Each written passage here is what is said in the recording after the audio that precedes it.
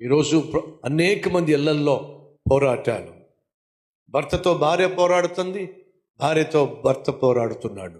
ఒకే ఇంట్లో ఉంటున్నారు, శత్రువులుగా బద్ధ శత్రువులుగా జీవిస్తున్నారు. ఫలితం ఏమిటి? కుటుంబం విచ్ఛిన్నమైపోతుంది. విడాకుల కోసం పరుగులు తీస్తున్నారు, కోర్టుల చుట్టూ తిరుగుతున్నారు.